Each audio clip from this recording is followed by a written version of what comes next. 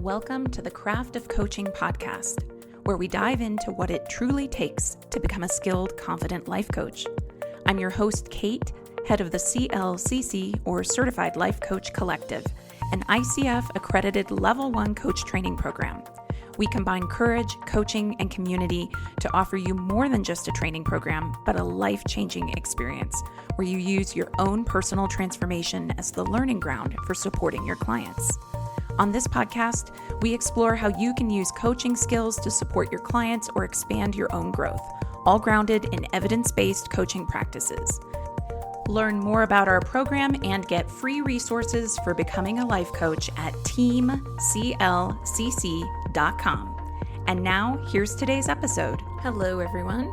We're going to be doing something a little bit different here at the Craft of Coaching podcast, and we're going to be doing that with a series that will act as a sub-series for the Craft of Coaching podcast. And I'm going to be calling this sub-series the Skill Drill series. If you have done any kind of coach training with us, you certainly know the term skill drill. It is exactly what it sounds like. It's when you take an isolated coaching skill, because there are many coaching skills that would go into one coaching session, and you isolate just one skill and you drill it. And this is something that we do within our training program, and it's one of the models that we use to help people to become more confident as coaches. I think it's one of the biggest reasons why we have so many coaches coming out of training going, when I first started, running a session was really overwhelming, but you broke it down, you made it bite-sized, you made me see how I can do it. And it's especially helpful too as a coach when you know that you want to elevate your skill set, that of course, like every coach, you have strengths, you have weaknesses, you have areas you'd like to improve. And if you can identify the specific skills behind those areas that you want to improve, and then create a skill drill around them, then it's getting very isolated, this one little thing that you're going to work on. And it's kind of in the theme of things like atomic habits or tiny habits. You know, how is it that we can take this larger, more complicated thing, make it tiny, make it doable, make it digestible?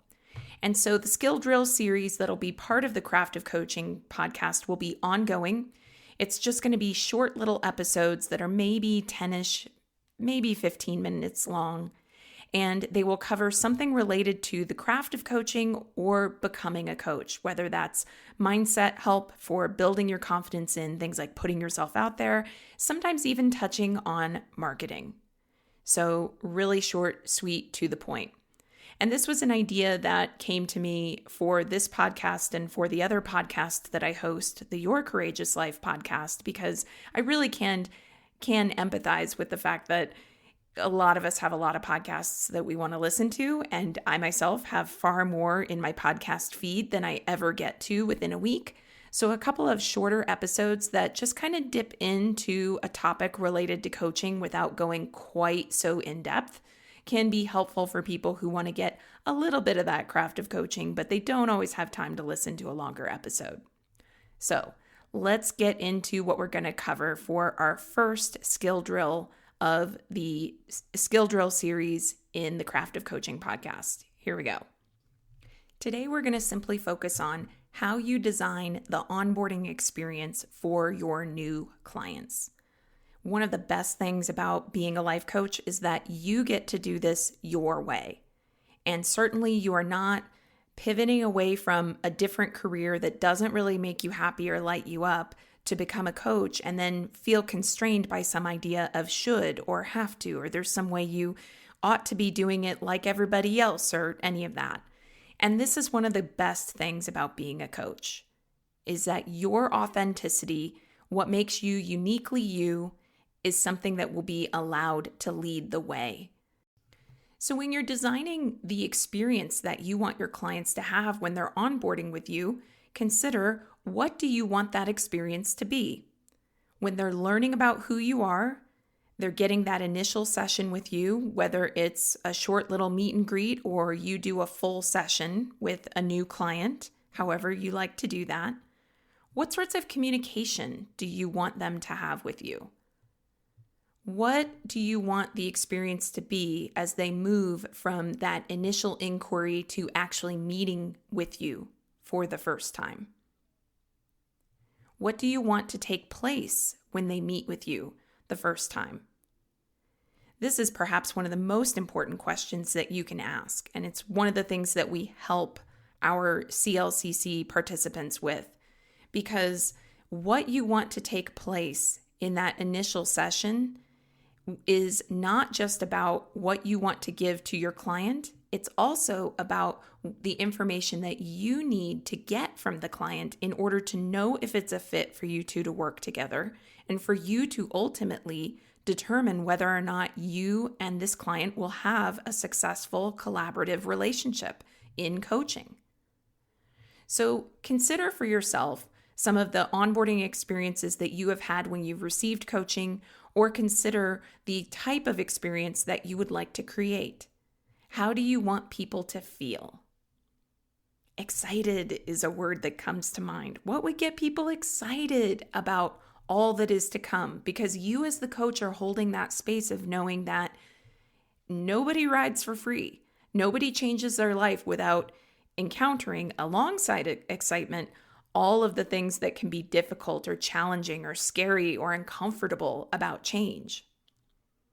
But that initial excitement is such a huge part of setting the trajectory for what you'll do with the client from there. So how will you get them excited about all that is to come? How are you helping your client to develop trust?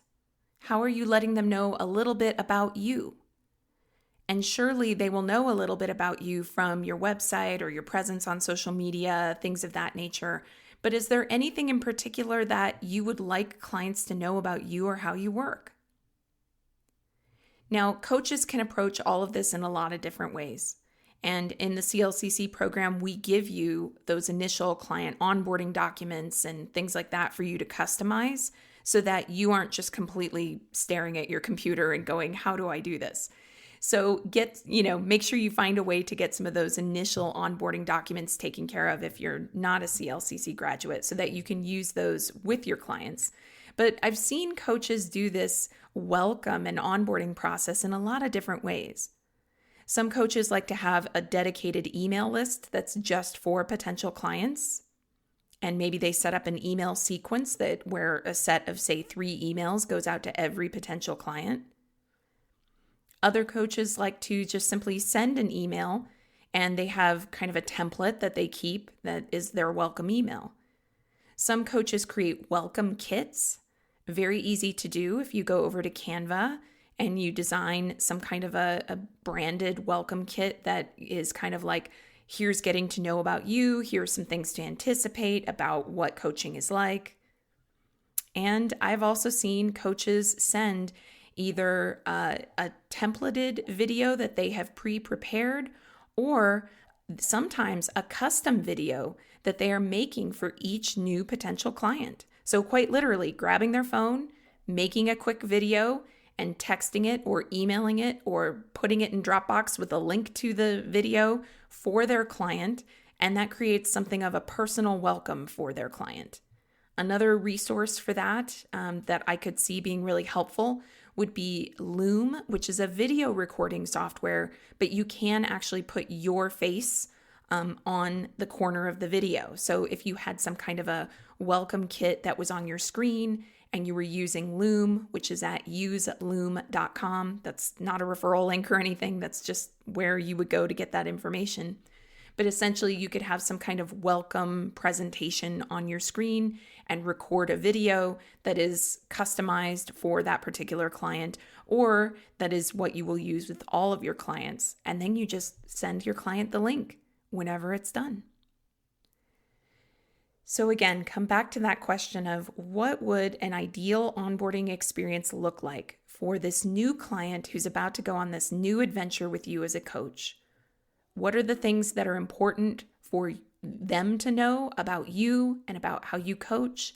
And what are the things that are important for you to know about your potential client so that you can assess whether or not it's going to be a fit to work together, and also start to set up the relationship for success in coaching?